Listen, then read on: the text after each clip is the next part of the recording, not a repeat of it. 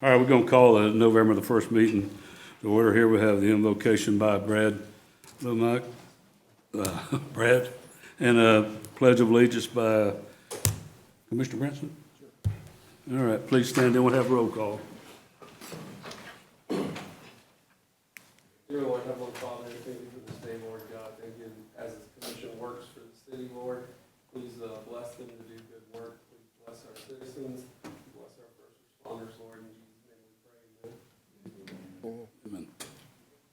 Pledge allegiance to the flag of the United States of America, to the republic which stands, one nation, under God, indivisible, with liberty and justice for all. Commissioner Brunson? Here. Commissioner Wilson is absent. Mayor Johnson? Here. Commissioner Firstner? Here. Commissioner Oliver? Here. Okay.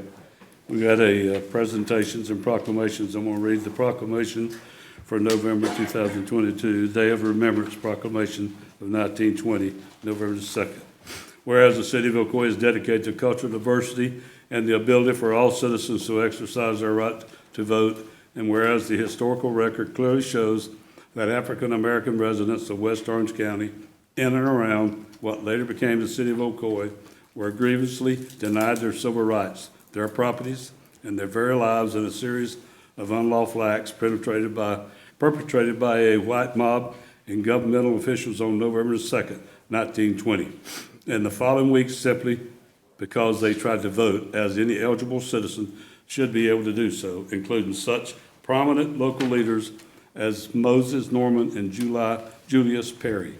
And whereas the historical record also reveals that no African American persons resided in the city of Ocoee for the following 60 years, leading to the area being referred to as a sundown city. And whereas the city of Ocoee seeks to express its regret and horror at the events of November 1920, while recognizing the more recent efforts of local leaders and citizens of all cultures to create a diverse community open to all residents and visitors. And whereas the population of the city is now highly diverse, Sunrise City, with African Americans being a large portion of the population. And whereas the city opposes all efforts to divide its citizens on the basis of color, creed, religion, national origin, culture, or political beliefs. And whereas the city believes that remembering and honoring those individuals who were killed, injured, driven from their homes, and had their property taken from them is a core requirement for ensuring that such acts do not occur again. And whereas the city's Human Relations Diversity Board has developed language for an historical marker describing the events of November 1920 and the city's efforts to change the community culture that allowed and encouraged those atrocities. And whereas the City Commission of the City of Ocoee has the desire and authority to erect such a marker in a public place so that all visitors may recall and consider the events of November 1920, and jointly vow to never allow such a cultural divide to exist in the community. Now therefore be it resolved by the City Commission of the City of Ocoee that the city shall erect a suitable historical marker in a public space that will describe the tragic events of November 1920, that November 2nd shall be declared a day of remembrance for those residents of Ocoee and West Orange County who lost their lives and property through an act of domestic terror, and that any future public cultural event held by the city during the first week of November shall acknowledge the terrible events of November 1920 that sought to disenfranchise a group of citizens and shall emphasize the community's need for cultural diversity. Let it be known that Ocoee shall no longer be the sundown city, but the sunrise city, with the bright light of harmony, justice, and prosperity shining upon us, all our citizens. In witness thereof, I have hereto set my hand and caused the seal of the city of Ocoee, Florida, to be affixed this first day of November 2022. We also have another one, we're not reading that one tonight. This one, well, yeah, I am. Where's Second Harvest? Somebody here from Second Harvest? I am. Let me read this and then we'll present it to you, okay? The government of Ocoee, whereas the government of Ocoee, Florida, celebrates our local small businesses and the contributions they make to our local economy and community. And whereas, according to the United State Small Business Administration, there are 32.5, is that? Yeah, that's right. To make sure I got the right thing here, 99.7% of firms with paid employees. Small businesses are responsible for 62% of net new jobs created since 1995, and small businesses employ 46.8% of the employees in the private sector of the United States.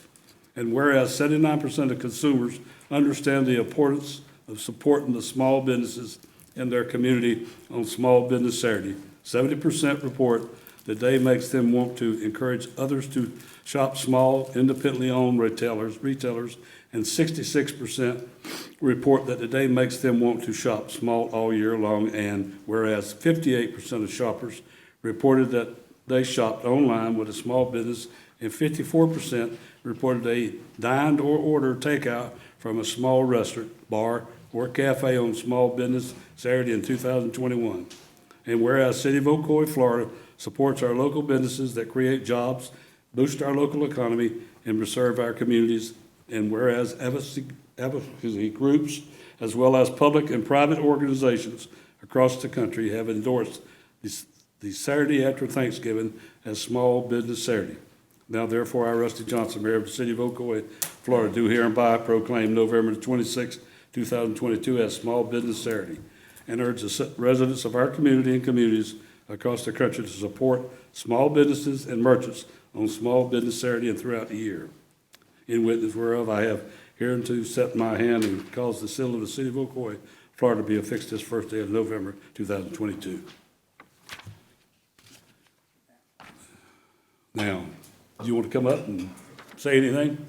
That's a separate item. I know. I don't know where the other one is.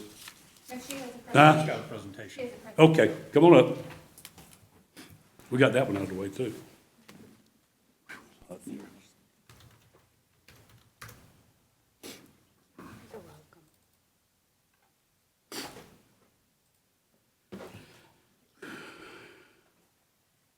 Good evening. My name is Stephanie Palacios, and I am the Director of Advocacy and Government Relations at Second Harvest Food Bank of Central Florida. I want to thank the Commission for having me today, specifically Commissioner Oliver for inviting me to make a quick presentation on the work that Second Harvest Food Bank is doing here in the community and in Ocoee. I know that many of you are familiar with Second Harvest Food Bank since we have been in the community for about 40 years now. Last year, Second Harvest Food Bank distributed over 97 million meals in Central Florida. Our current radius is 6 counties. And within that 6 counties, we distribute 250,000 meals every single day. Additionally, about 1 in 7 Central Floridians is facing food insecurity. And even with that 250,000 meals that we're distributing every single day, we still have some gaps that we need to address. And right now we're addressing those gaps with our partner agencies. Second Harvest Food Bank is structured with about 500 feeding partners throughout our 6-county radius. We could not distribute the amount of food that we distribute without our partner agencies. And those are 501c3 nonprofits throughout our 6 counties that are distributing food through pantries or soup kitchens. Currently in Ocoee, we have 10 partner agencies, and since 2021, we've distributed over 2 million meals just in Ocoee by itself. Now I wanted to give just a brief overview of some of the programs that we have at Second Harvest Food Bank. One of them is Bring Hope Home, which is meals that are delivered to individuals who may have some barriers in getting out of their house and getting to one of our food pantries. Some of these individuals are referred by healthcare partners, and they may be experiencing some post-hospital issues, and we want to make sure that they have the nutrition that they need to get better. Another partnership that we have is with schools. We have a partnership with Ocoee High School to have a food pantry on campus. And there's 3 different school programs that we have up there, but I just wanted to mention that partnership we have with Ocoee High School. Additionally, we have kids cafes for after-school programs to make sure that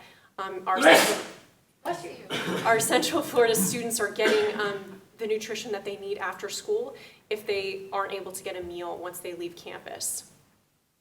Our summer feeding program, I know that many of the commissioners are aware that students who are on free and reduced lunch may not get those meals when they're not in school over the summer. Second Harvest Food Bank provides meals through our massive summer feeding program throughout Central Florida to make sure our students are getting the nutrition they need over the summer.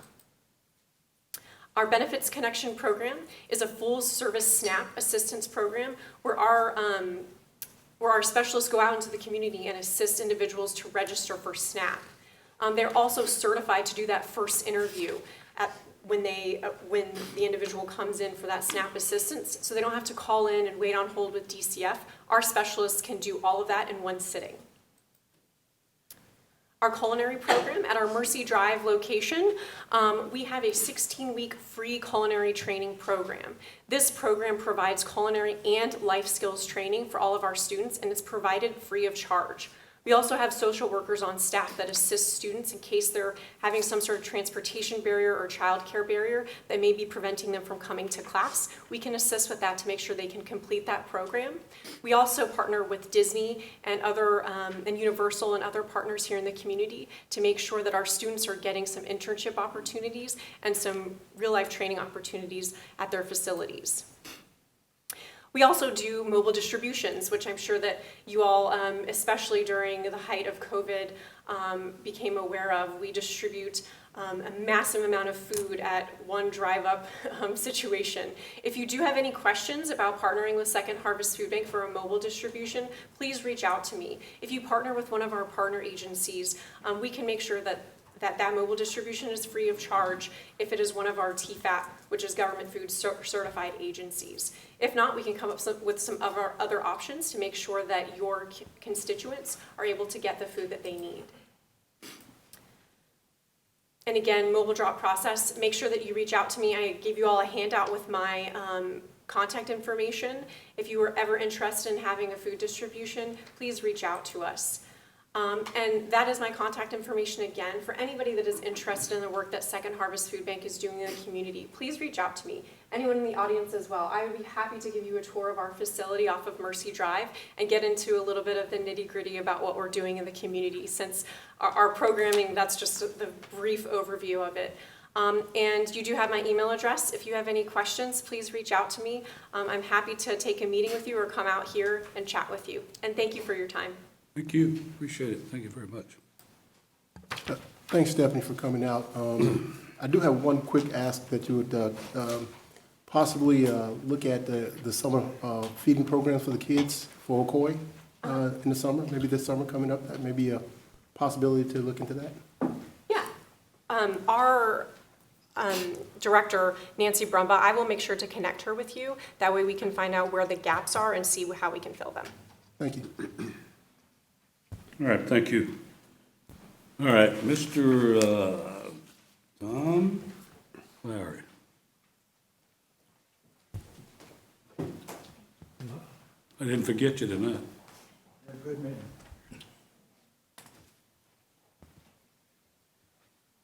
Good evening, Mr. Mayor, Commissioners, staff.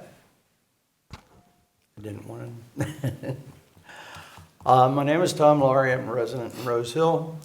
I'm here representing Post 63 Winter Garden American Legion.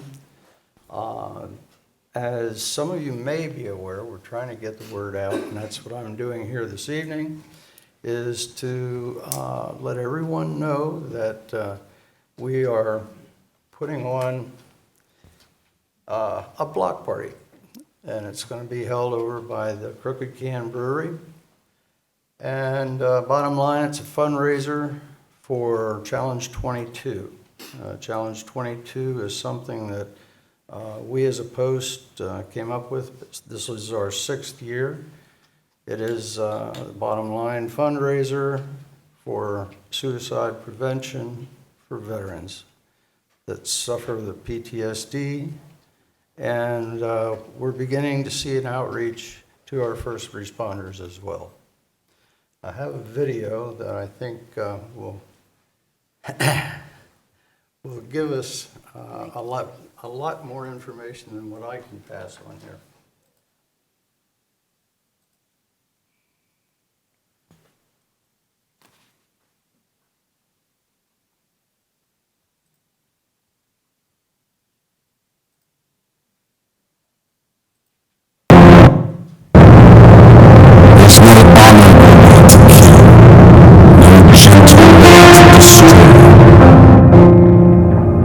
nothing good in war, except its ending.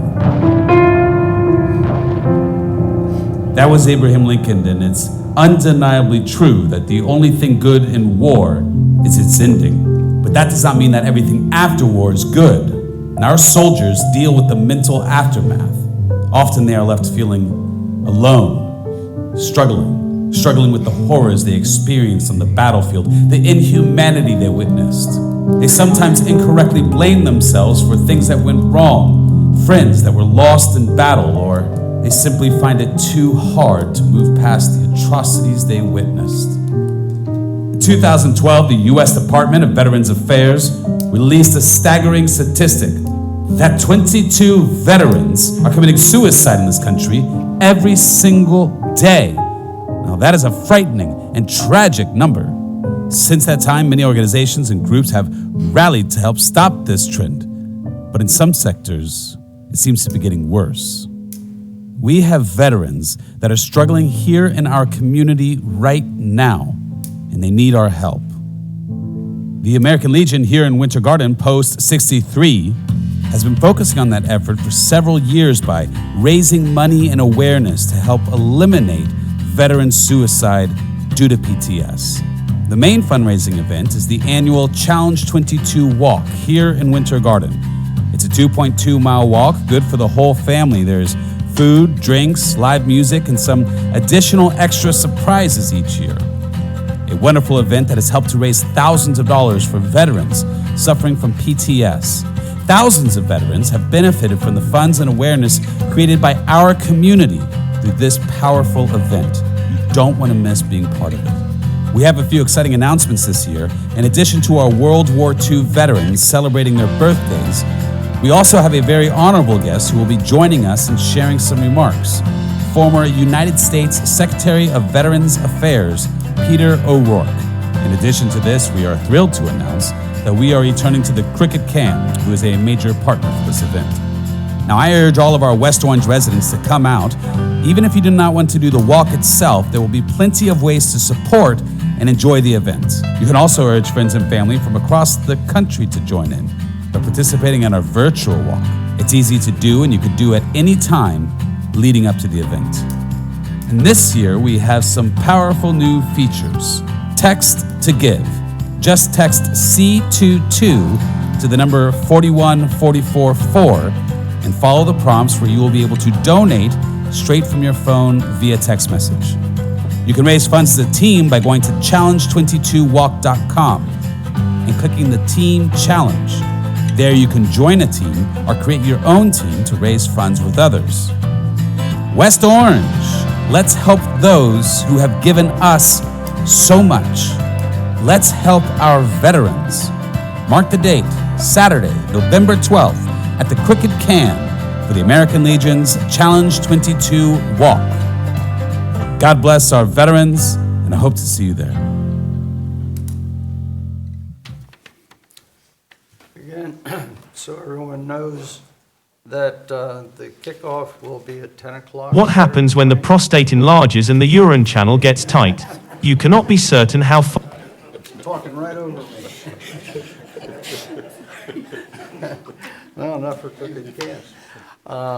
10 o'clock Saturday morning, November the 12th. We'll start the formal kickoff. The walk will be immediately afterwards. It's a 2.25-mile walk. Bring your dogs.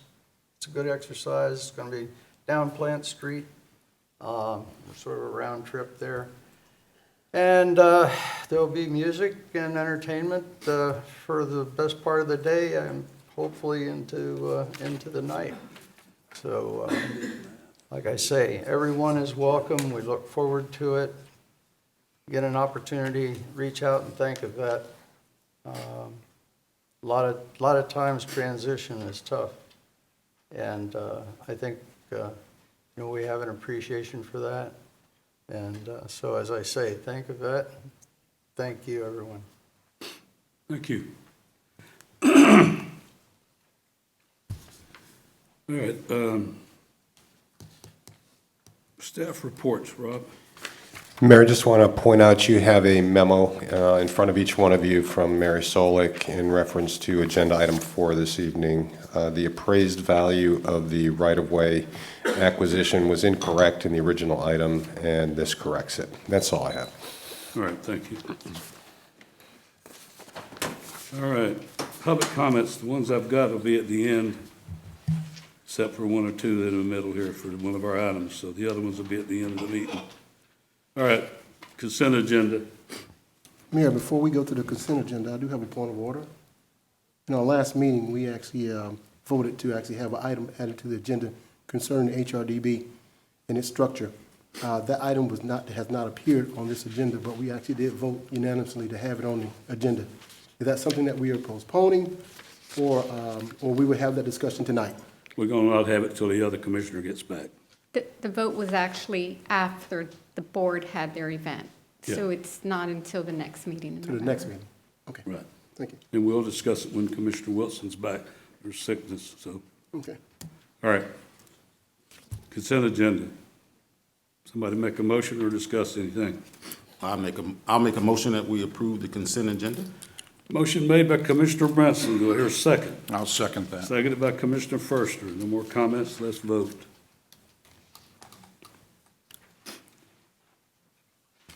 Motion carries unanimous with Commissioner Wilson absent.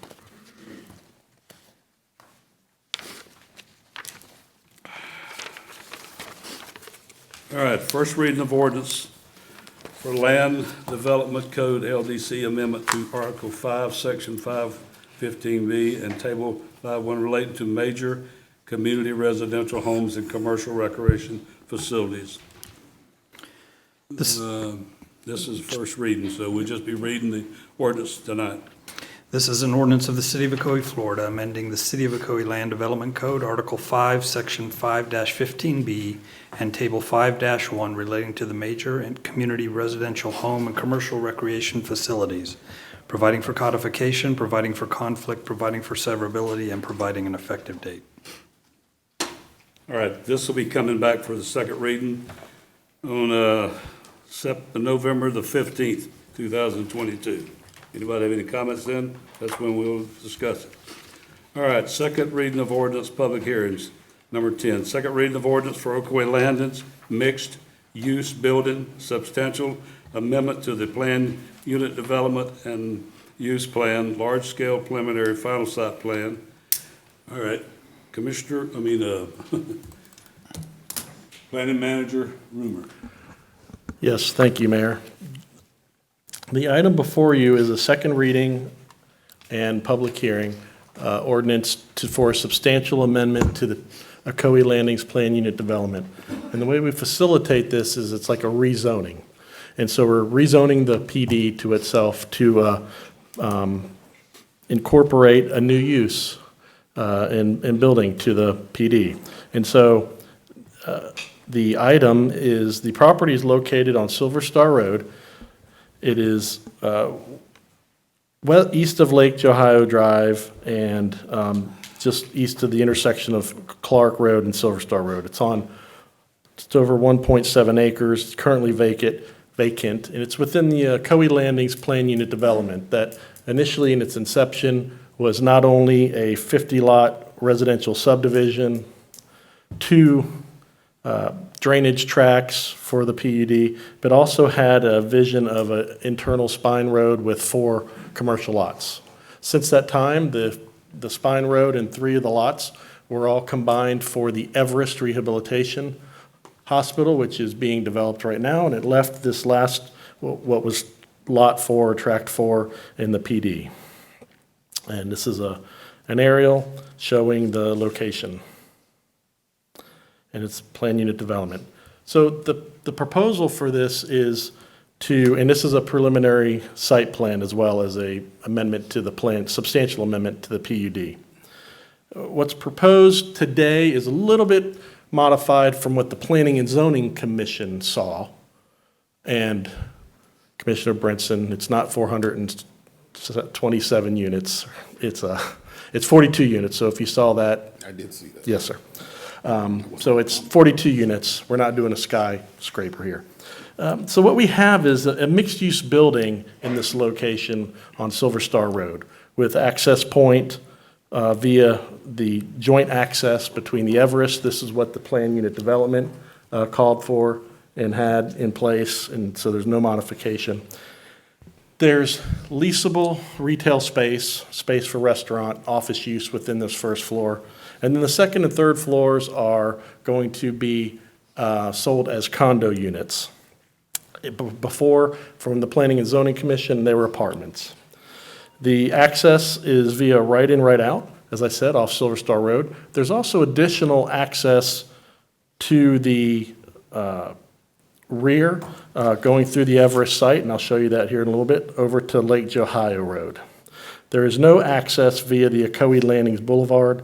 That is a road that goes right only to the residential. There's no vehicular access through there. The project will provide a decel lane on Silver Star Road and will join into the master stormwater pond on the site. So it does not need to add stormwater on this tract. It's just simply building, parking, drive aisle. The planning and zoning, let me first show you the schematics of the building. This is what the new rendering is based off a couple of community meetings. Now, the rendering that was shown at the planning and zoning meeting was a little bit lower grade level, but this is what they saw, and the discussion was based upon not only the use, but the activity adjacent to the residential to the rear. And it did not receive a favorable recommendation from the Planning and Zoning Commission. The night after the Planning and Zoning Commission was they held a couple of community meetings since then. I'll let them talk to you about that. But what I just want to talk to you about is what's being proposed is this 3-story building on Tract 4. All the facilities are there, water, sewer, and stormwater. They are proposing the first floor to be retail and some amenity use for the apartments or condominiums. And then the second and third floor are those condo units now. Under P&Z, it was going to be apartment units. And then I want to show you how on the Everest plan, this is Everest, and they will be joining and they will be accessing from this cross-access easement down here. There's another cross-access easement at the top, and then they can also circulate out this way to Lake Johio Road, Shores Road. The amendment to the PD is just because the original PD had just retail and the 50-lot single-family homes. So we're bringing in this mixed-use building, and we're bringing in the preliminary site plan to show you how it will develop. The elevations provided also include a depiction of, after the community meetings, what they're showing the buffer to be between the residential units to the rear and a modified landscape plan showing how that's going to be achieved. Based off the decision tonight, they will provide a new land use plan reflecting the site data of all the commitments they made since the community meetings they have. Those are reducing the units from 46 to 42, providing the 11,000 square feet of commercial, plus some other spaces, amenities for the condos, no balconies. They're going to provide an elevator in this construction, which is not required, keeping the mean height of the building height as based what's on the code requires. They have the updated architectural, and so they've got some elements here that they've worked on since the Planning and Zoning Commission. And with that, staff does support the item, and I'll entertain any questions. All right. Before I open it up to the public hearing, anybody up there want to make comments? Please. All right, I'm going to open the public hearing. Anybody in the public want to make comments about item 10 for Ocoee Landing? I do have a gentleman here, Mr. Phillips. Thank you, Mayor. representative is here also, right? You- Yeah, speaking. Did you tell out?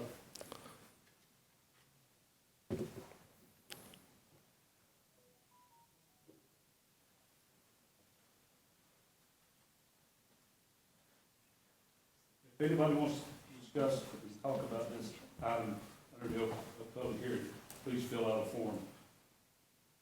All right.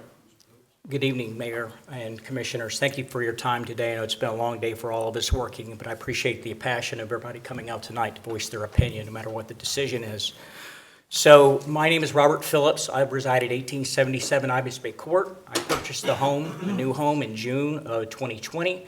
It was disclosed by the developer at the time that this land that's in dispute today is actually zoned to be commercial, and that was the intent, and that was the full disclosure for everybody that bought into the community. There's 50 homes that are there. And basically, the point of contention is changing the usage of the land from what the Ocoee, City of Ocoee Future Land Use Map, which was approved in September of 2020, for this particular land to be used as commercial. We did support the Everest community coming on board in the commercial usage there. We have no problems. I'm speaking for myself. I'm not part of the HOA, but I did stay in a Holiday Inn Express last night. So I'm speaking as a resident that does face that property. The preference would be to keep that commercial, as the city planners and the zoners have put a lot of time and energy in planning out the future growth. There are other areas in Ocoee where, whether you want to call it mixed-use development, whether you want to call it medium-density residential stacked on top of commercial, however you want to change it, it's a substantial change. So right across the street from us is actually where the Dollar General is. That's zoned C3. Our preference would be that we stick with the original plans for commercial use, and our preference would be either C1 or C2 according to the Muni Code, which is light commercial use. So there typically wouldn't be anything loud. To address the community meetings, I do want to state that the community called one on its own, and Commissioner Oliver did attend and give us some information about the 2 years' worth of talks he's been having with the developer, but not including the community. There was a second meeting called by the developer, which less than 20% of the community was able to attend because of a very short notice. And then developers did promise to come on site, and that was also a very short notice. My understanding that was also lightly attended with, I think, one?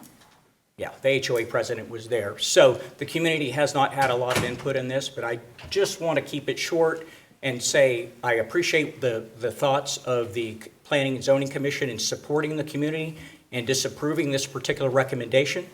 And if you have any questions, I'd be happy to answer them.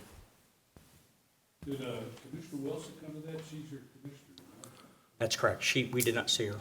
Thank you. All right. Anybody? I have a question. Questions? You mentioned that there were several meetings that were had by the developer and myself. So one was caused by, Commissioner, respectfully, one was called by the residents, by the HOA, and we met at a local establishment, which you attended, and it rained on us, and I appreciate the fact that you were there and you were telling us the details of all the different uses over time that you'd been communicating with the developer about what to bring in there, what not to bring in there. And then there was a second meeting that was requested by the developer themselves at the same establishment. And then we had 9 families at that meeting. Basically 9 out of the 50 that were there, that's why I say it was less than 20% were represented. And so there was a good discussion, but I do want to point out that the developer, I mean, in good faith, they were wanting to make all these accommodations, but the bottom line is you're looking at a 3-story apartment complex looking out directly over 7 of my neighbors, which would violate their privacy. No, there's no balconies, but there are windows. And then there's other us that have concerns with the noise generated with basically 42 to 46 units plus the commercial traffic there and the noise there 24/7, as opposed to commercial businesses typically aren't open 24/7. So we believe there'd be a little more peace in the community. We don't have a problem with mixed development, just not in this particular location is the point of contention. Oh, thank you for that information. Typically, let me just give you a little background. Typically, most developers that develop in different areas, different zones, as far as our districts, they'll reach out to us. and they will give us information about their potential project. And basically, this particular developer did reach out to me, and I sat down, I listened to what they wanted to do, as long as it didn't have anything to do with a car wash or a mechanic shop. I was there to listen. And I think that the developer met with all of the other commissioners as well. So that's what we typically do. So when I came to your meeting, I came to your meeting in an effort to give you the information that the developer gave me. So there was no backdoor meetings or anything like that, but that's typically how it works. And we were able to pass that information on to the residents. We appreciate that. Actually, he was very involved in giving us some of those details, and they've all drastically changed since we met tonight.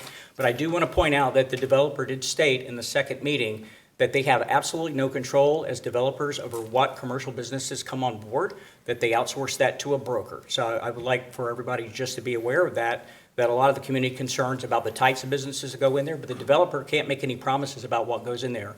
It's really going to be up to the city of Ocoee to determine what businesses go in that space.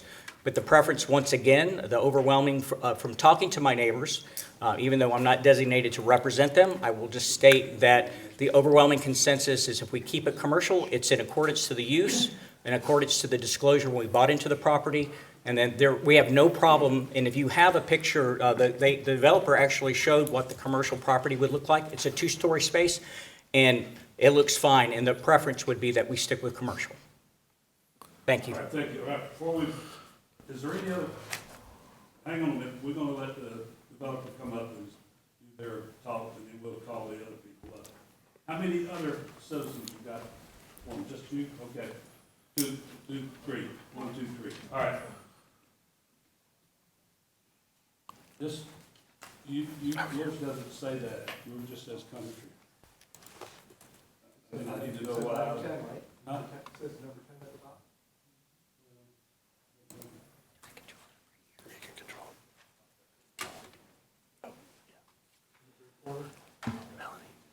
It says Coventry? Does that plug in? Tim Taylor? No, you got it wrote number 10 up in the corner, not down in the thing. I didn't see it up there. Good to go. All right. Yeah, there we go. Good evening. My name is Tara Tedrow, Lowndes Law, 215 North Eola Drive, here on behalf of the applicant. Sorry for the ordering confusion. Usually do a presentation first, see if we can answer any of your questions, would ask for the opportunity to come back and respond and address any comments or questions that do come from the public. I'll try to give some responses to the comments that were made by the gentleman during this presentation, though. This shows you our subject property in an area that has a mix of different types of uses currently entitled. Our property is 1.76 acres. The original PUD for Ocoee Landings had 12.13 acres and a future land use of commercial. Under the city's comprehensive plan, commercial allows high and medium density residential housing when compatible and integrated into the surrounding urban framework. So it's contemplated in the city's comprehensive plan that you would have under the commercial future land use, both commercial uses, as well as a mix of other types of high and medium density uses as well. In terms of the zoning, the Ocoee Landings PUD is what dictates and controls, and as you heard from your staff, these types of substantial amendments are treated like a PUD rezoning because there are some modifications of conditions. This isn't the first time that there's been some changes to the original Ocoee Landings PUD plan, but we were coming back to be more responsive to not only market demands, but I think visioning and growth for the future of the city to have some smart design principles so that we don't just have urban sprawl all over the city of single-family home subdivision communities, but rather we can provide that variety of housing types that your comprehensive plan very clearly speaks to. In addition, it's part of the Silver Star Activity Center overlay, and activity centers encourage residential areas that contain a mix of housing types and densities. Retail, service, and recreational facilities should be integrated within these areas. So both the comprehensive plan as well as the activity center overlay on the property specifically talk about having a mix of housing types and these types of residential areas with neighborhood serving, if not more intense types of retail uses. This is the Ocoee Landings PD. You can see that Lot 4 is the one blocked off in red. This is the existing approved plan. You can see that we have 50 single-family lots that were originally approved, 6.81 acres of commercial. The proposed keeps obviously the built-out 50 single-family lots with 5.03 acres of commercial and 1.76 acres of that vertically integrated mixed-use project. Now, under the existing Ocoee Landings PUD, it is approved by right that the commercial buildings can be 3 stories. So a 3-story building can be built under the current PUD today. Under the current PUD today, the lot that we are on, Lot 4, is only required to have a 20-foot building setback on it, meaning a commercial building has to be set back only 20 feet from the rear property line from those nearby residential uses. Our site plan shows us at least 60 feet set off from the back of that property line and not having any type of balconies on the back of our property. The way visually the project is going to look from the road, you wouldn't be able to tell that it is a residential community. It's going to look and be designed in an urban feel, and it's going to have a complementary architectural style with what Everest is already underway of building out adjacent to us. That way it looks like an integrated, more cohesive planned unit development, the way it really should be from the beginning, to have some of that architectural similarity between the two projects. This shows you an existing view from the homes, again, of a 3-story built-out mix of retail and commercial project. And this even shows this building set back much further than the 20 feet. But I think you can still see that that type of building, again, approved by right today. So if we do not change anything in the PUD, 51,000 square feet of a 3-story commercial building can break ground after we pull permits tomorrow, essentially. And my clients own this site. So it's not a question as to the site sitting vacant, or maybe there will be development in the future. We are at a crossroads where we are deciding exactly what we are going to do with this property. So we have really 2 options. It is a 3-story commercial building that my clients already have a loan for. So they can go and build that if that's the way that the commission would prefer for that to be in the city. But I think that a better vision for the project and a better vision for this area is going to have our proposal, which includes a lot more controls than are under the existing PUD ordinance. It includes enhanced landscaping, enhanced buffers on the rear from those residential homes, and again has those architectural controls to ensure that we have that similarity in style to Everest, so you have a more cohesive look of the project overall from all vantage points. This is a proposed view from Silver Star Road. You can see that the first floor has the 11,000 square feet of commercial and the retail uses. We've already received some interest from different types of commercial users. So while it is true that we do not get to go cherry pick every type of end user we are going to have in this project, there are a couple of constraints on who gets to come and be a retailer. One of those is what your C2 code allowability is. Under the existing PUD, the commercial uses are constrained by what is allowed under C2 zoning. So if you go reference your code, that gives you an idea of the list of types of users that we might be able to have. But in addition, the PUD can also provide additional restrictions on prohibited uses. So if we do not change anything on the PUD, we have a 3-story commercial building with anything under the sun, really other than the car wash or automotive uses that are prohibited specifically in the PUD. Aside from those carve-outs, though, we can do anything under those retail allowability. So instead, we have proposed restrictions on what we deem to be some incompatible and undesirable uses. So while you may have heard that there's nothing the developer can do to stop end users from coming in, well, yes, there is, and that's the opportunity tonight for us to hear the type of feedback of uses that we don't believe are compatible, and we are voluntarily going to restrict as additional conditions of approval of this PUD. The way that this is being designed is going to be a much more expensive end product than what we would be doing by right. The investment in this type of project for the build out that we are going to have on that first floor of what we consider to be neighborhood serving retail. We've already received interest from a spa, from a specialty bakery called Epiphany Bakery, from a UPS store, from a small office, as well as from a veteran care facility and Navy Federal Credit Union. Senator Bracey had sent us interest in having that be on the first floor of the project as well. Too early for us to go out and market this because we don't have anything approved, but the interest that we are getting are higher end clientele when you're able to cater to something that you all deem important that was mentioned at the beginning of this hearing, small businesses. That's exactly what we can bring in. Again, those neighborhood serving smaller businesses. We're not trying to build out a strip center. You have one of those with Publix. What we're trying to build out and to cater, again, is to that neighborhood serving. We have folks living on the second and third floors of very hot, what we are going to be considering high-end condominiums. Those are not going to be apartment units, so those are not for rent, they are for ownership. So we've changed that program after hearing from the residents that they didn't want this to be an apartment complex next to them. So we want to bring in those higher end retailers and offices on that first floor. 11,000 square feet, we believe, is going to fill up very quickly. But we have changed our plan when we reduced down the density from 47 to 42 units. When we reduced that density down, we took some additional space on the first floor and added a gym just for the residents. We added an HOA office and co-working space just for the residents. And we've also added bike storage lockers, as well as additional personal storage spaces that the residents can rent for a nominal fee each month. So that's going to provide some additional space that just serves our residents, gives some amenities right there on site. But we anticipate this being a younger demographic probably, or those who don't want to take care of a lot of space, of being able to have a location that is walkable to a bunch of amenities, grocery store, nail spas, Everest, if they happen to work there as one of the nurses or the doctors. It is a fantastic location to be able to have a mixed-use product like this. Just about 2 minutes, I'll wrap it up real quick.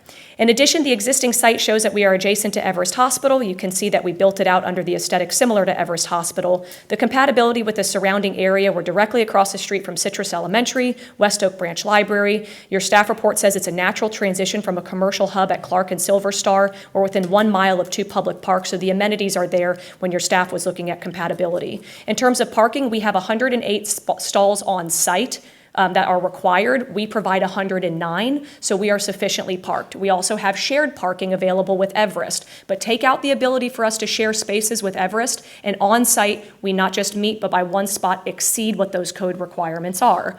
In addition, these are the voluntary conditions of approval that you heard. I won't read them again because Mike already went over those in his presentation.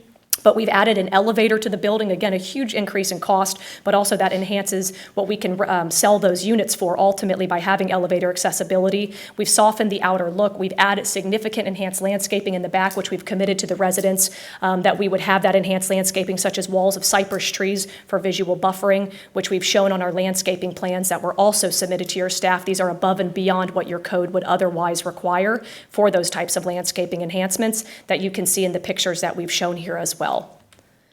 So those are all the voluntary conditions in addition to 10% discount off our condo prices for sale to any active military officer or fireman. We're going to have a parking decal system in our governing documents for our HOA.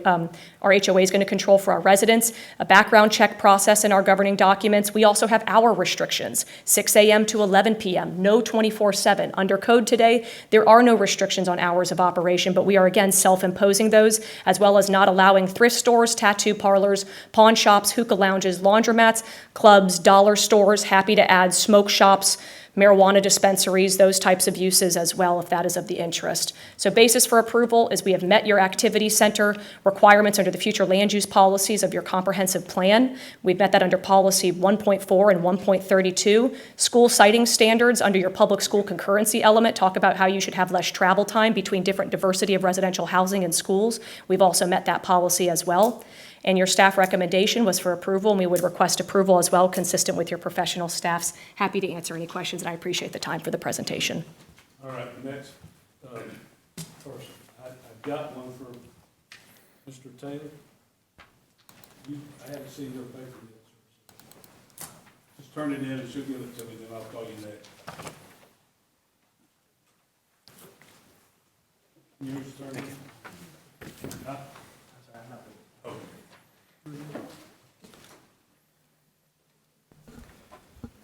Hello, good evening. I'm Jim Taylor, and hello, Mr. Mayor and Commissioners. Thanks for having me. Basically, I live in the Coventry subdivision, not right behind where this is, but right down the road and I've actually lived in Ocoee 21 years. I'm not a I'm not against this building. In fact, the changes to condos from apartments sound promising. The look sounds a lot more promising than having a 3-story possible complex of just shops. But one question that my wife and I both had when we saw this is, and they seem to have addressed it possibly is, and I want the commissioners to look into this, is there sufficient parking for the 46, I believe it was 46 possible apartment or condos? Is there sufficient parking for that? Now, some of them said, I noticed it said they're going to be one bedroom condos, but we just have to keep in mind that a lot of times you need a lot of people, you need 2 cars per unit, and sometimes you're going to need 3. So is there sufficient parking just for the residents, and then we're talking commercial too, so. I have some concerns about having a 3-story building, but it doesn't sound bad after hearing that too, so, but our main concern is there's sufficient parking, so. Especially if it was to run out of parking spaces, I would see this parking spilling over into the new Everest Center and over into the Publix shopping center, and I don't think that's appropriate, especially Publix is usually pretty full, except maybe late at night, but Publix has got lots of businesses and they stay pretty full in that parking lot, so, and the Chase Bank, so. Thanks, sir. Jason Cruz?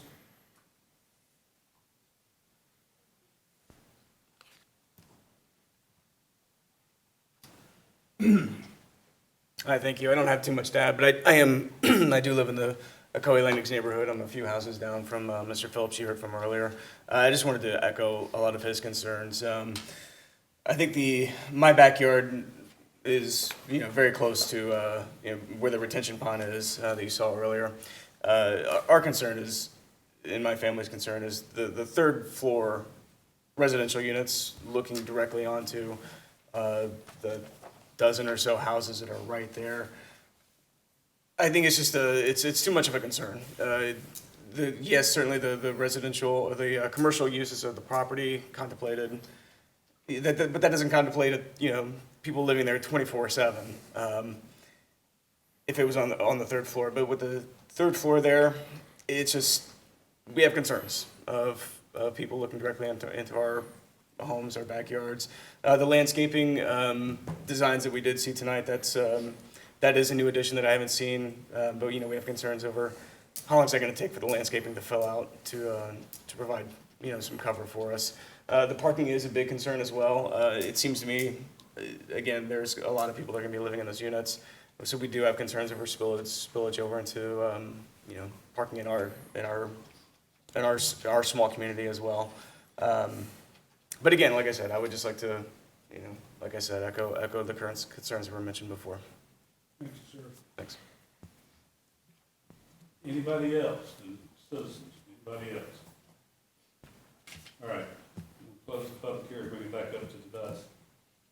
Commissioners, Prince? Yeah, I met with this developer, and I like both their projects, right? And I like the residential more so than the commercial because it gives more residential places to live in the city of Ocoee. I understand the concern that some of the residents have with the 3rd floor, being able to see into their yard. I think they are accommodating that by putting greenery behind that building. And of course, it takes a little while for trees and whatnot to mature to give that blockage. However, in meeting with the developers, they told me when they shared with me that there would be no balconies. I scratched my head, right? Because I'm thinking, hey, this is an apartment. I don't think I've seen many apartments without balconies. But they did that to accommodate those residents behind them. And I think that's very accommodating of the developers to do that. So it's important that we have those conversations. It's important for the public to come and voice their concerns with this. I love the mixed use. I don't know if there's anything really that I see that's problematic with this project, because everything that was asked of this developer, they accommodated and then more. And The only concern, if there would be, would be, as the gentleman just mentioned, would be parking. Because parking is always a premium, especially when you're looking at multi-unit buildings and commercial spaces, and there's other buildings around it. I know we addressed that with another building that was trying to go into that public shopping center, or another business that was trying to go into the public shopping center. So, but other than that, I appreciate the presentation. It answered any questions I may have and answered questions I didn't even know I had. So, thank you for that. Mr. Ferguson. I don't have a problem with the mixed-use residential. I like that a lot better than the three-story commercial. I don't like the looks of that at all. I think the mixed use would go a lot better in that neighborhood. I want to compliment the developers on the way that they've made the accommodating changes to the original plan. Very nice. You worked well with the city and with the neighbors around that area. I don't have any questions, and I don't have any problems with this project. Commissioner Oliver. Well, again, as I stated before, the first concern that I had was, please don't bring a mechanic shop or a car wash before us, because I just don't want to hear that at all. I'm sorry. Actually, no, I'm not sorry. I just don't want to see that. But one of the things that really caught my attention when meeting with the developer is my past experience with two major developers. One would be D.R. Horton and one would be Lennar Homes. That was a nightmare, especially Lennar Homes, building phase 6 in my district, and getting up in the morning at 5 o'clock, telling the trucks to move, to go around and stop running through the neighborhoods when we had kids almost getting hit by dump trucks.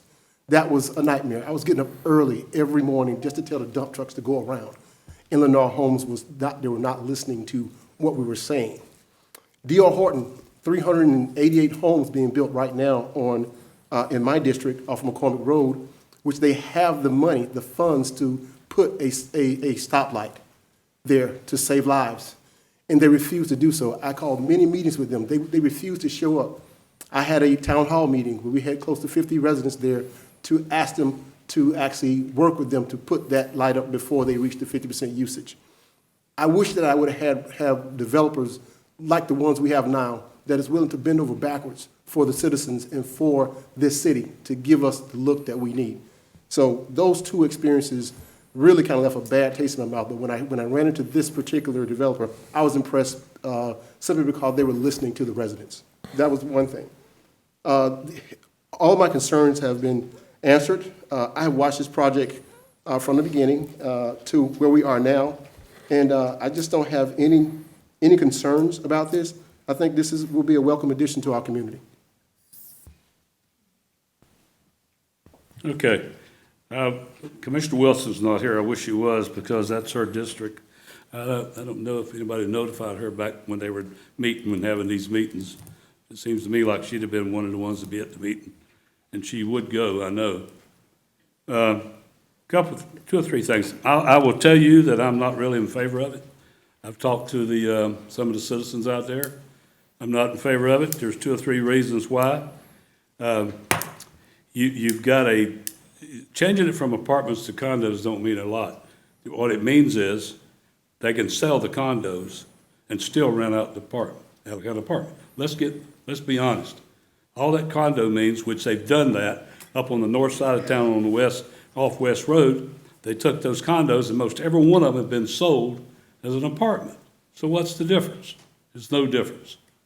And the other major thing, everybody's sitting here tonight, and I've had these commissioners complaining about the driving and the roads. Well, come time when you get out on Silver Star Road, I want you to tell me, right in, right out. There's no other way to get in and out of that project. Right in, right out. And folks, go there this afternoon or tomorrow afternoon about 5 o'clock and see what the traffic is coming down that road. Or go there in the mornings when they're going down the other way and see what they are. The only way you got to come out of that thing is you come out and go to Clark Road or right at the left and turn left and come back. Plus, you're also going to have to go through Public Shopping Center. A lot of us are going to do that, because I go to Public Shopping Center a lot. Like you said, you cannot hardly move in that park in that place.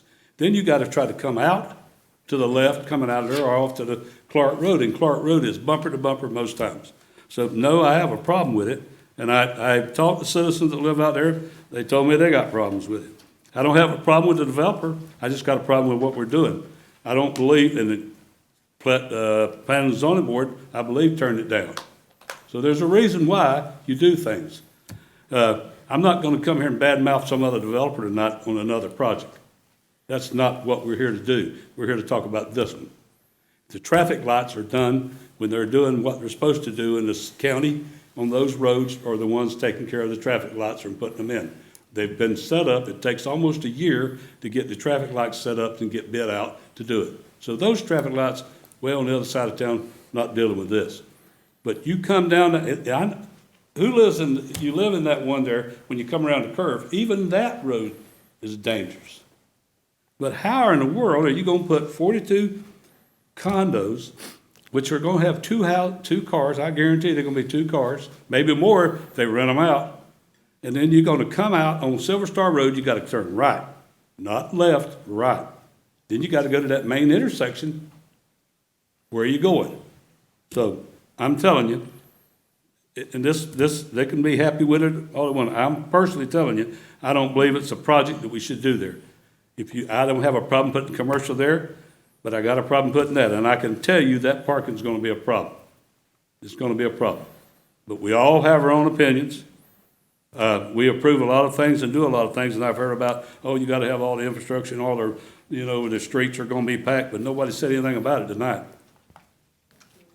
So I'm telling you, don't come back. You people that live there and you wanna do it, you're gonna have a problem. And I'm telling you, forewarning you, there's gonna be some accidents. And I heard it, the major thing I've heard out of other commissioners is accidents coming on those roads like Clark Road and Clear Corner Road. Well, there's gonna be accidents here, folks. I can guarantee you, before it's over with, there's gonna be accidents there. And so my feelings is the Planning and Zoning Board's seen it. Turning that thing from apartments to condos didn't do anything, except just change the name of what you're doing. So, and you're telling me all those 42 are gonna be one bedroom condos? Is that right? 1 bedroom condos, is that what it's gonna be? There's a mixture, but more one, but there's a Well, mixture. then you're gonna have more than 2 cars. You wait. So I'm only one person, and like I said, I wish Commissioner Wilson, she's got a sickness in the family, she couldn't be here. So I'm telling you, be aware of what we're doing. So, and I will remind you when it comes time, like other people remind us about the other areas. But I go down that road and I look at that intersection coming out of there. I went back to look at it again. It is dangerous. It's gonna be dangerous. And then you're gonna be going to, I'll have to tell my wife to go to Publix on McGuire Road, because I'm gonna tell you, that is not a place I'm gonna want her to be at to go in and buy groceries, because it's too dangerous to drive there. So, and commercial is a different animal altogether. Most of it is closed after 6 o'clock or 7 o'clock, these little shops. Those homes aren't gonna be closed. Whoever's living behind them are gonna have the lights. They're not gonna, these lights are gonna be shining in your house. So, beware, and that's it, my sayings. I looked at it, the traffic is a big part of it, and I think saying you got the use of the other people's property, I don't know how that's gonna work. But I just think we've got a problem there with it is a tough road to be on to do that. So that's my opinion. So we'll close it and go back now, and we'll just have to, whoever wants to make a motion, we can make the motion. Like I said, we only got 4 of us here tonight. Sounds like it's gonna pass, so I wish Commissioner Wilson was here where she could discuss this too. But I will tell you that I do believe this, and I'm gonna say it again, there is a reason why somebody didn't tell Commissioner Wilson. That woman does not go. Not go, after the fact. I'm telling you. So this has been followed by the whole people the whole time. So I need a motion. Yeah. I gotta read. Well, go ahead and read. All right. First item is an ordinance of the City of Ocoee, Florida. An ordinance of the City of Ocoee, Florida, approving a substantial amendment to the land use plan for the Ocoee Landings PUD LUP for certain real property comprising approximately 6.84 acres and located on the north side of West Silver Star Road and approximately 460 feet east of the Lake Johio Road and East Silver Star Road intersection pursuant to the application submitted by the property owner. Amending the Ocoee Landings PUD LUP to allow a commercial and residential mixed-use building on Lot 4 of the PUD, finding consistency with the commercial future land use map designation of the Ocoee Comprehensive Plan, repealing inconsistent ordinances, providing for severability, providing for an effective date. All right. And I need a motion. I make a motion to approve item 10. That's 10A, motion to approve with the staff recommendation, additional conditions. Yes. All right, motion made by Commissioner Brinson for item A, second reading, substantial amendment. Do I hear a second? Second. Seconded by Commissioner Ferstner. Any more comments? No more comments, let's vote. Motion carries 3-1, Mayor voting no. Put that in the paper. All right, We got 10B. all right, now we're gonna do 10B. I make a motion for approve item 10B, large-scale preliminary final site plan. Motion made by Commissioner Brinson, large scale. Sorry. You gotta read it, I'm sorry, No, go ahead. nothing to read, but just with the conditions set forth in the Set staff forth. report. Right. I did ask about one thing, maybe we can, you said you would do it, marijuana shop. You'll put that in there not to do that too? Yeah. Those are already prohibited per Okay, our ordinance. just so. want to make sure. Okay, all right, so I need a motion. You got a motion made by Commissioner Brinson, I hear a second. Second. Seconded by Commissioner Forster. Any more comments? If not, let's vote. Motion carries 3-1. Mayor Johnson voting no. Thank you very much. All right. Public hearings, we have none. Regular agenda, none. Comments from citizens. I have Mr. Singh.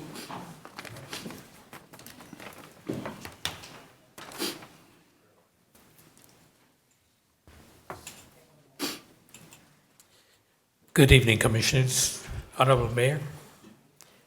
My name is Harry Singh. I live 2585. 3 minutes, Mr. Singh. 3 minutes. Okay. I live at 2585 Azura Lane, Ocoee, for over 17 years.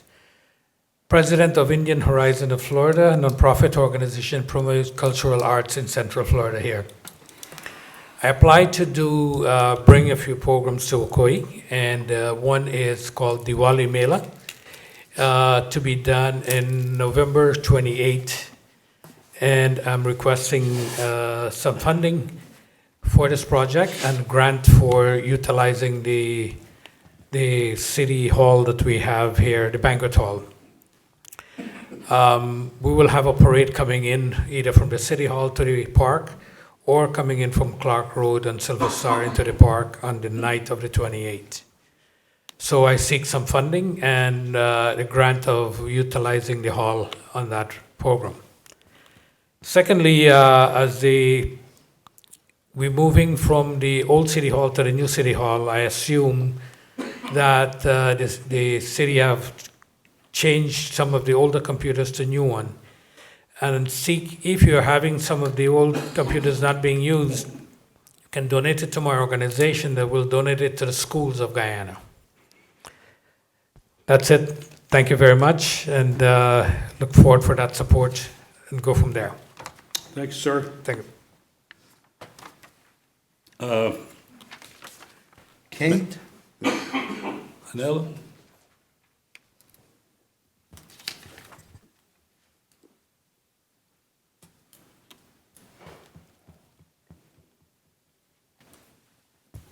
Good evening. My name is Kate Iannello. I've been a citizen in Ocoee for about 30 years.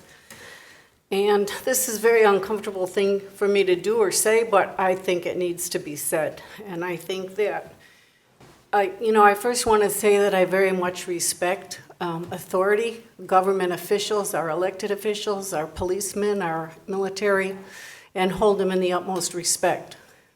But I do think it's important that you hear from us too, and I think it's our responsibility to give you our opinion on what we're hearing from you. So, last week or 2 weeks ago, I was here, and I heard twice the words from this panel that truth is subjective, to which I actually let out an audible gasp.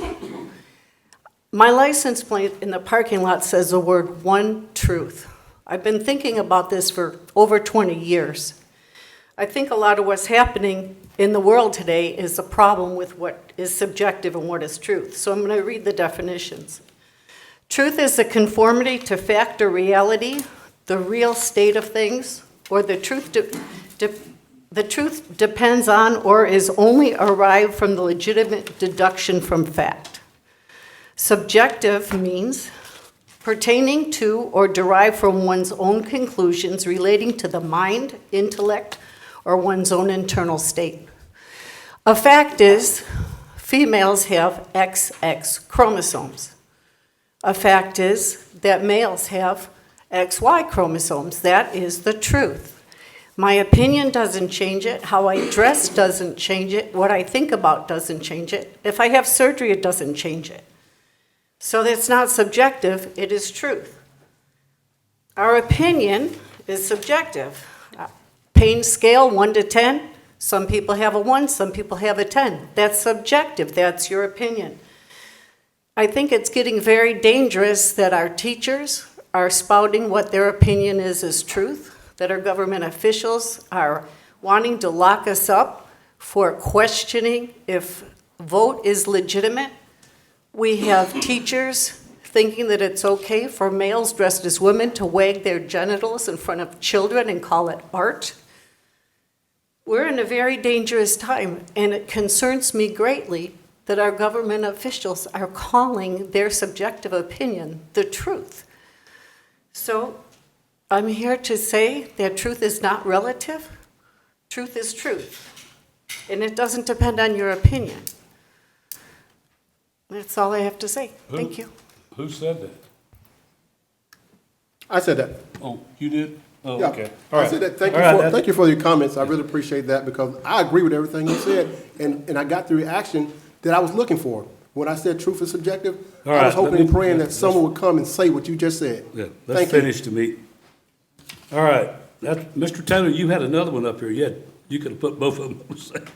Come on, you want to talk about debris? All right, come on up.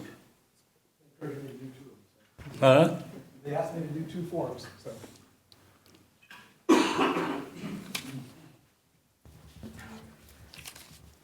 All right. Hello once again, Jim Taylor, and thank you, Mayor and Commissioners. I wanted to talk a little bit about the hurricane debris removal and actually more so yard waste bulk item pickup, I guess you might say too. But I find it sort of interesting. There's been no report tonight on how's that going across the city, the hurricane debris removal, unless I missed it at the beginning. Did Steve leave? Steve Krug in the back?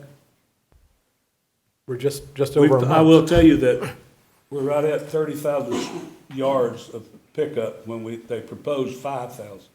We're at 30,000 so far. Okay. So they're trying to finish up. Okay.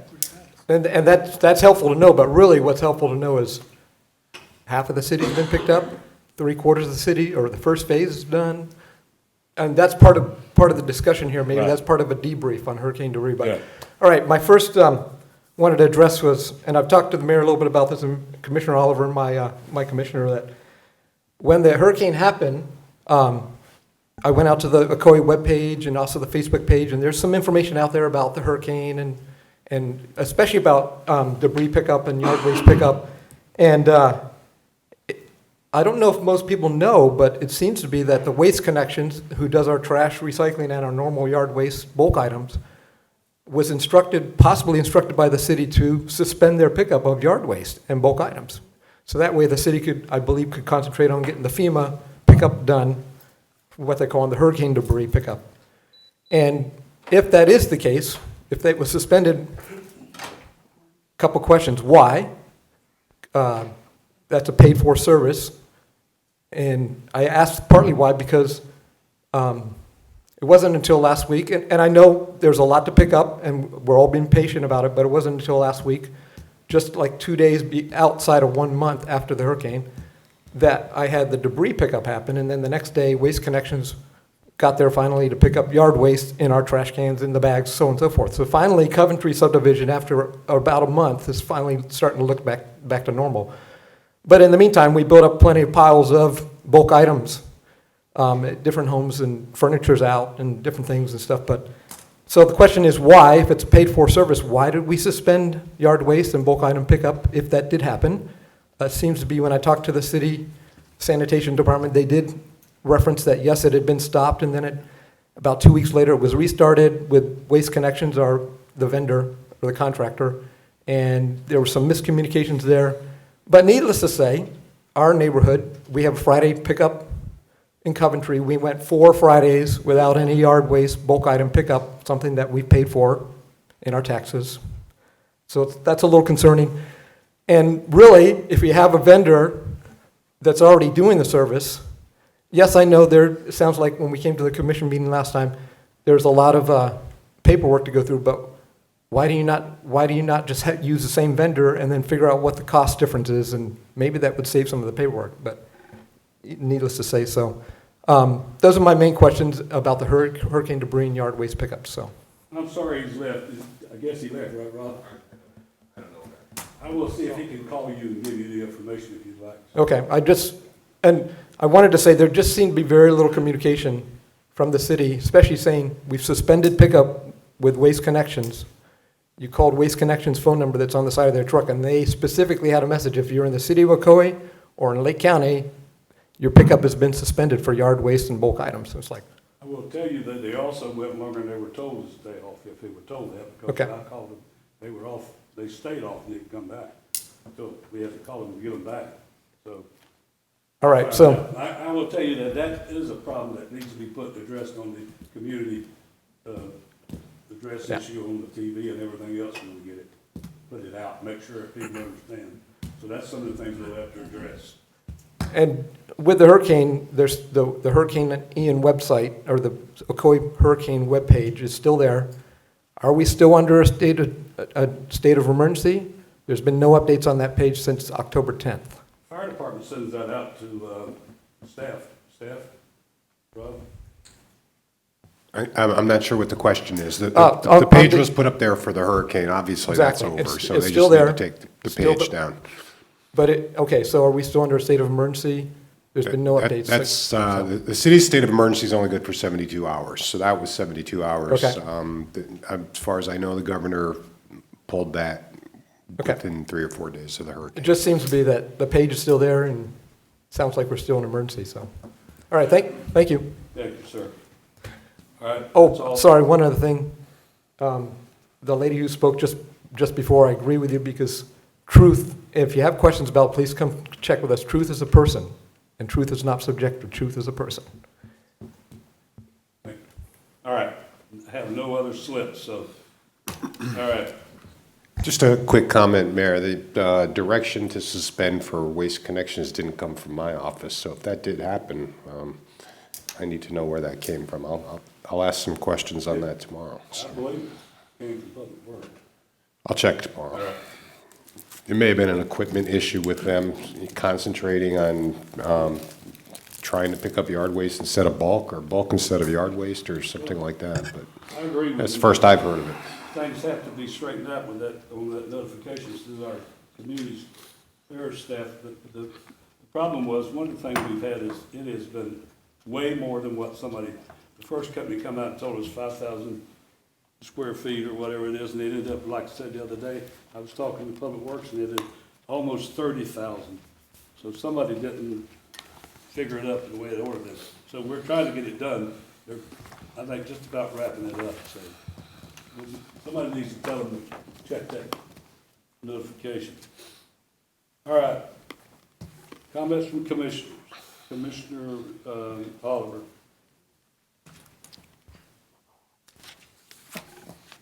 Again, I want to thank you for your comments, and some of these things that I bring forth and I make these comments is designed to make people think, to really think about themselves, to think about our community, to think about what we are trying to do as a community. When I talk about truth being subjective is saying that if you ask one person if the sky is blue and another person the sky is blue, and they may say, no, it's gray, that becomes their personal truth, which is, again, not fact, which exactly, it's opinion, and that's my... Ma'am. And that's... Ma'am. That's all I'm getting at. All I'm saying is that you're right, facts are facts. And there's no other way around that. But when you talk about individuals, and you talk about things being dangerous, people have their own personal truths, and that's what I was getting at. We have to be very, very careful about those things, because that's a slippery slope. And I get what you were saying, and I agree with everything you were saying. That's the reason I read these things. So people can just start thinking about where we are as a society. So thank you again. Voting. We have 7 days until election, till Super Tuesday. If you do not know where your voting place is by now, I think it would be a great idea to find out, because of redistricting. Some of the polling places have changed. So I would ask you to contact the Supervisor of Elections Office. Their number is 407-836-2070. Early voting started Monday, October 24th, and it goes all the way through November 6th. So you still have time to do early voting. So it is extremely important that we exercise our right to vote. So get out and cast your votes.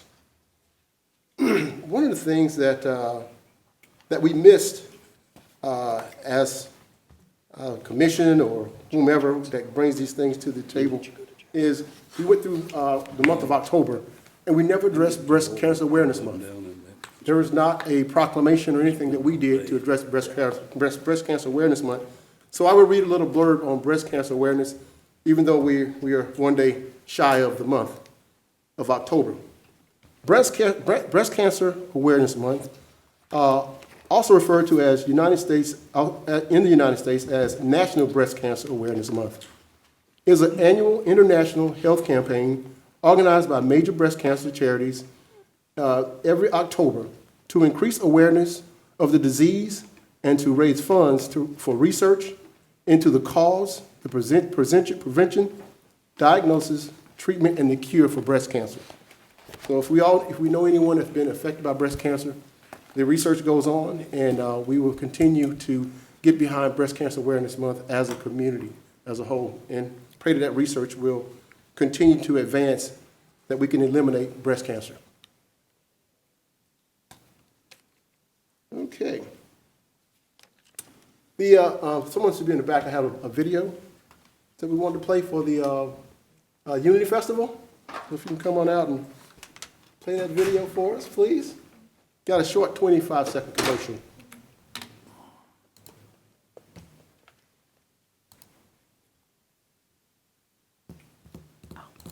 Sorry.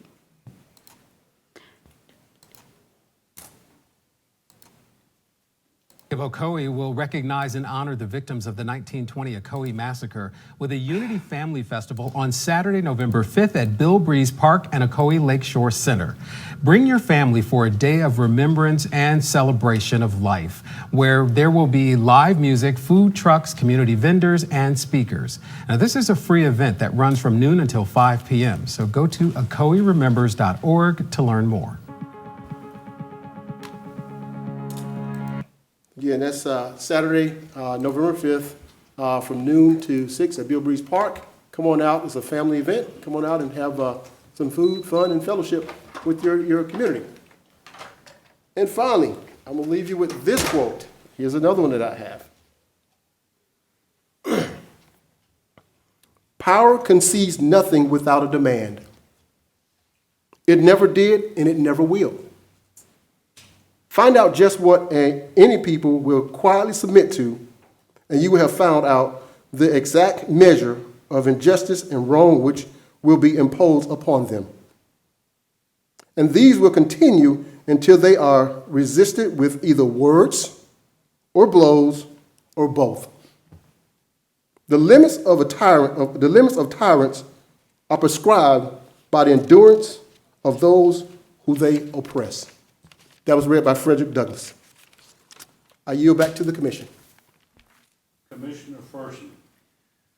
I was, excuse me, I was curious, how did that DSNAP program go at the West Oaks Mall? Were there any problems or difficulties? It didn't go, Commissioner. Several days before it was supposed to go, I believe the mall rescinded their approval to do it. Okay. I guess headquarters, the mall got word of what they were doing, and they had concerns with some of the crowd that they were going to have there in the facilities and where they were going to do it. So it's TBD at this point if they're going to do something like that. I was just curious because there was concern about Right. that. Veterans Day is on the 11th, and we will be having a ceremony at the Lakeshore Center, I believe. What time? What time will we be doing that? Usually it's at 11 o'clock. Okay, 11 o'clock, 10 to 11 o'clock. Daylight savings time is coming up on the 6th. We all get an extra hour of sleep, so I suppose that's a welcome change for us. And this is Native American Heritage Month. This is the kind of thing that we need to honor, as well as all the other things in this country that I would like to see the HRDB take up in the future. And the Bloodmobile will be at the PD on the 3rd, 2 days from now, 11 o'clock till 4 p.m. Get out and give the gift of life. That'll really make a difference this year. Thank you. Mr. Branson. Good evening, all. Hello. The month of November is going to hold a lot of things for us. First off, on November 10th, it is the Marine Corps' birthday. Hoorah. Okay, there we go. Woo. I got nervous there for a minute. So the Marine Corps birthday is on November 10th, and on November 11th, as the good commissioner just mentioned, is Veterans Day. So be mindful of that. There should be a lot of events going around town. If you can't go to all of them, which I'm sure you cannot, please, by all means, pick one and go in and honor those who have made sacrifices, and some of those who've actually made the ultimate sacrifice. Then, of course, in November, we have Thanksgiving, and it is on the way. And I think we're probably going to address that this evening. Mr. Mayor, the commission meeting for November, the second meeting in November, will we be addressing that? The diversity thing? No, the commission meeting is on the 15th? 15th. Okay. So that's happening in November. Then right after November, happens every year, comes December. And it's funny because we're in November. In 60 days from today, it will be January 1st. So this year is rapidly turning into history. So we have to be mindful that not only do we have all these birthdays and celebrations to include, as the good commissioner mentioned, Native American Month, we also have the holiday season coming forth. So whether it's Hanukkah, whether it's Kwanzaa, whether it's Christmas, and then of course we have New Year's Eve. So there's a lot of things happening this time of the year.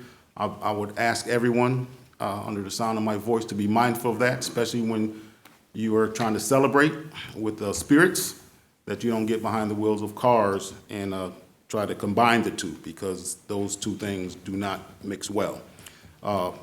As the mayor mentioned before, infrastructure in the city of Ocoee is what it is right now. It's always going to be a concern until it's not. When that not's going to come, we really don't know. But we are growing. There's going to be a lot of growing pains that go along with that growth. And construction is one of them, but also the traffic on these roads is another. So be mindful, be patient.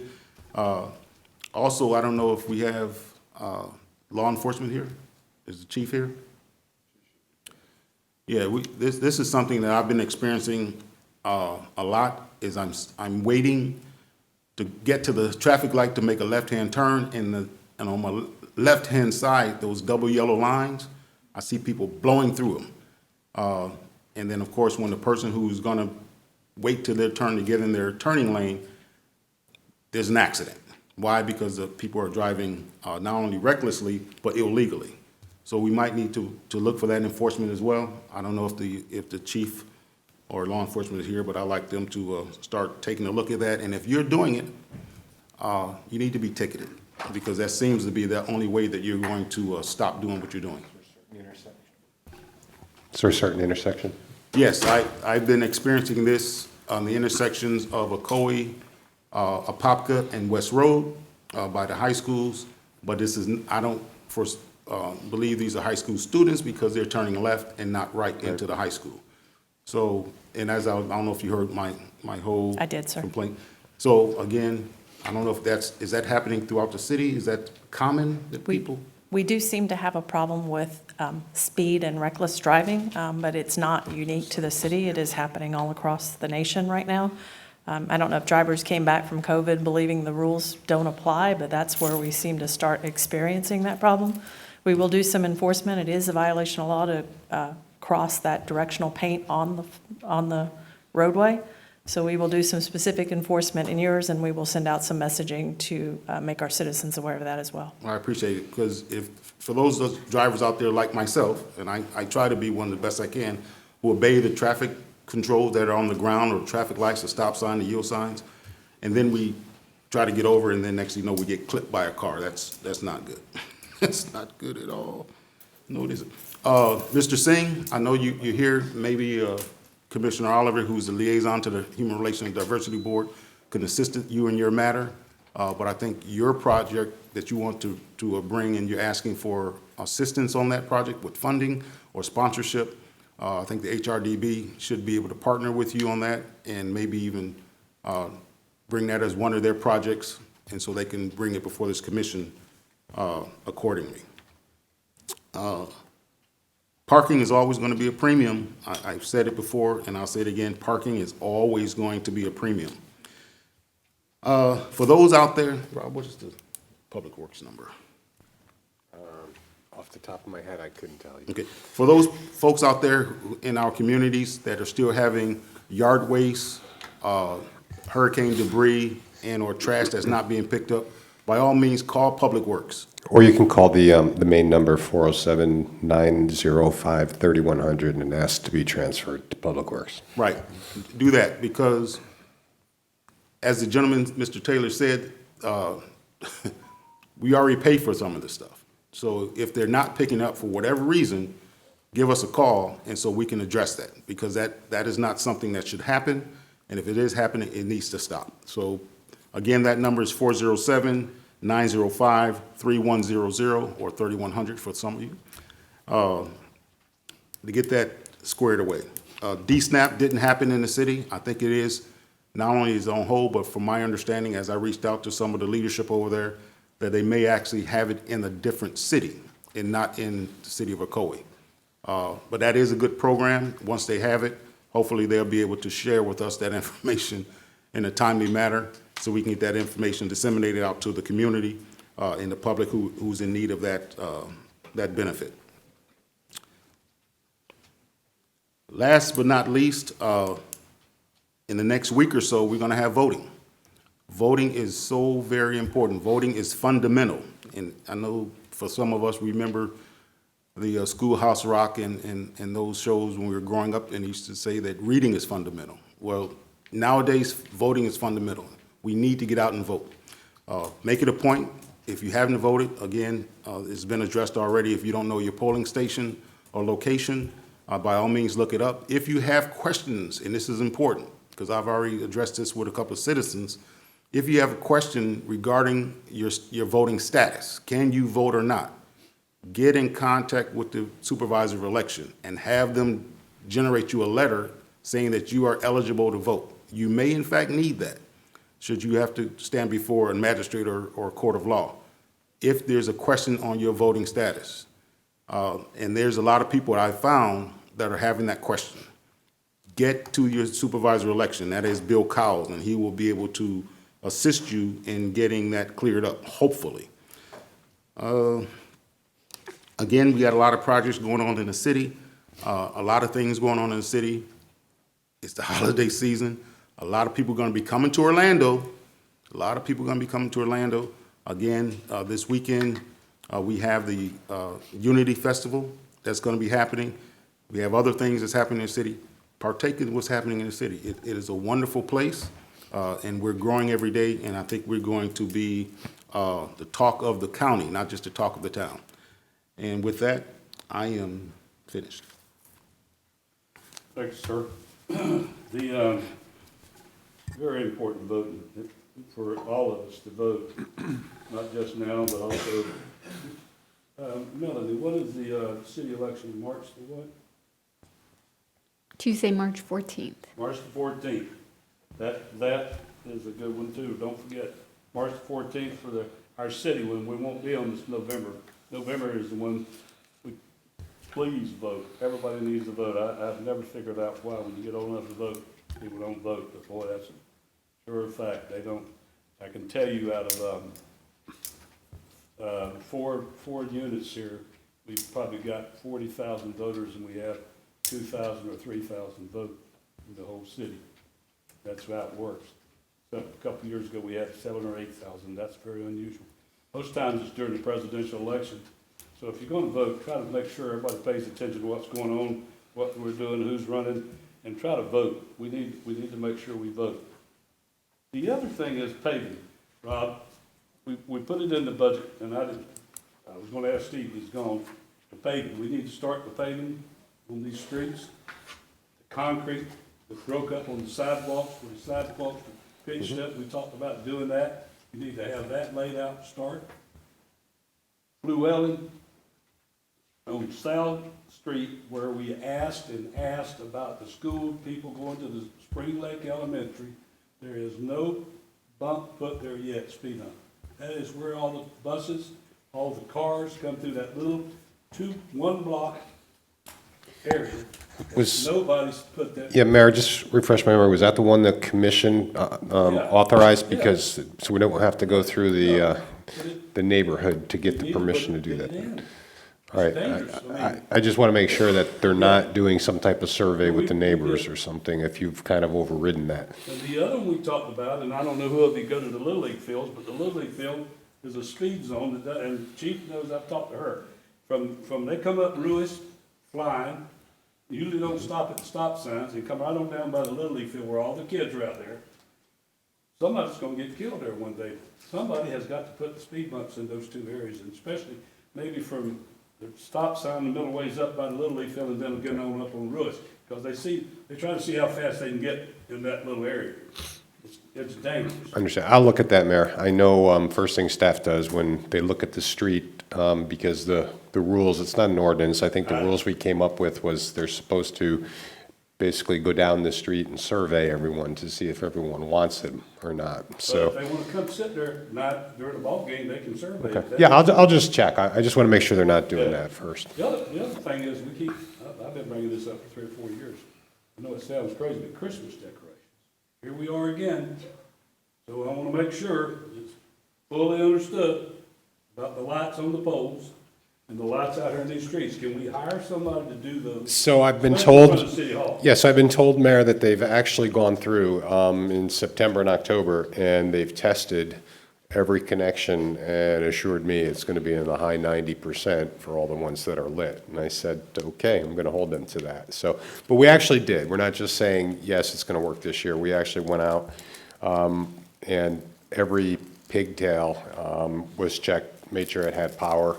So we may run into a few of the decorations that don't work with the contractor and that type of thing, but hopefully we're going to see a lot better percentage of the ornaments lit up this year. So it's about a month away till we have that function here at City Hall for the Christmas thing. Mm-hmm. So are we going to hire somebody to put those lights in these trees out here? Well, I was talking about the ones on the poles, so we'll make sure it's done before that. If we have to hire someone to do that, we can. All right, I appreciate it. We're still kind of working out what decorations, I know we purchased a tree for here, and we're looking at some different decorations because we can't really pound nails into the building to hang things, so we're still trying to figure out what's going to look the best. I know the trees, the lights in the trees was one of the big things we're going to have, and then the tree standing out there, the fake one. Right. The other thing is, the other night, a couple of weeks ago, or a week ago, we had the school, Ocoee High School, did their homecoming parade here, and it was great. I don't know why, that's never been able to be done, but the young lady, Miss Young, who was the president over the student council, I believe, fought to have that done, and it worked. They had a great time, did a great job. So we want to see that again. So that's things that need to be done that we haven't had it done here. So I want to thank everybody. I know it's going to be a busy weekend, so let's all pay attention to what we're doing and check out everything for us. I will say that the trash, sir, not trash, I call it trash too, because they put the trash in with.